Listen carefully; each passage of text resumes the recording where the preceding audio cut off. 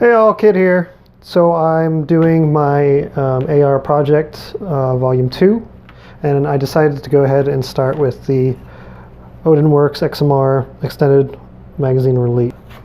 Add them and remove this guy. So this is your stock, of course, mag release. It's spring loaded, so I would highly advise anytime you're doing any of the detents or anything that's spring loaded, if you have them, and you should have them, go ahead and wear these guys.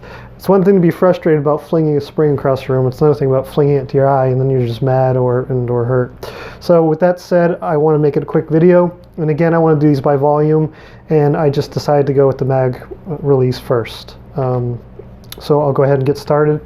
How do you remove the mag release? You'll notice here, that only goes to a certain distance. This needs to climb out far enough so that I can unscrew it. And again, it's spring loaded. So what I'm going to do is I'm going to depress this deep in there, keep it held, and then start unscrewing that. So since, you already see it got stuck. So since I don't have a vise and I'm not a professional gunsmith, I'm going to use this to assist me.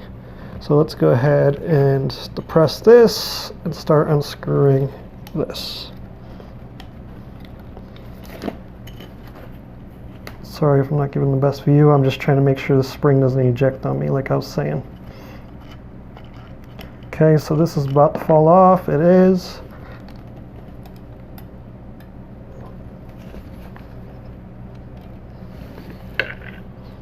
Okay, move this. So there's your one piece. Then here comes your little mag release button and your spring. The spring is going to go back in.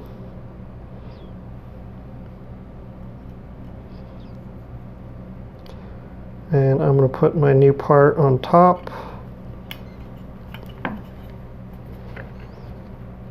Now I want the punch to drive it in again. This isn't, I should probably get my little sandbag again. It's the part where I want this to start threading into it. Feels like it's starting to line now. If I'm shaking, it's because I'm trying to hold this all together. Honestly, the vise and the magazine block is the best bet, but if you don't have that, gotta go with what you got. So, see if I can get a good hits here. So I feel like I went a little too far with it. I want to back it off a little bit. I want this threading to be flush. I don't want it to be fully protruding. So I want to push it out again. Back it off maybe one turn.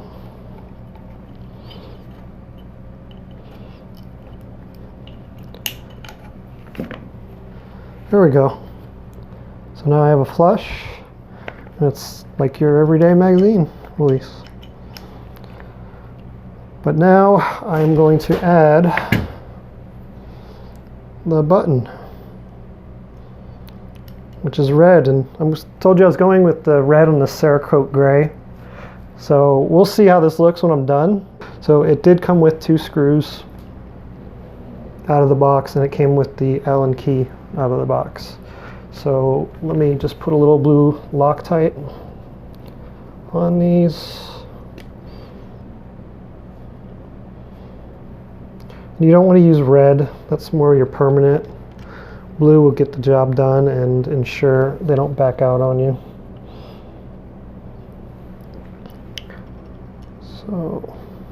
So once this is done, really it just gives you a little bit quicker of a reach to that mag release. Now you can still use it as a regular mag release. That button's not going anywhere. It's just extended for you. Okay, I think that's going to do it. Let's see.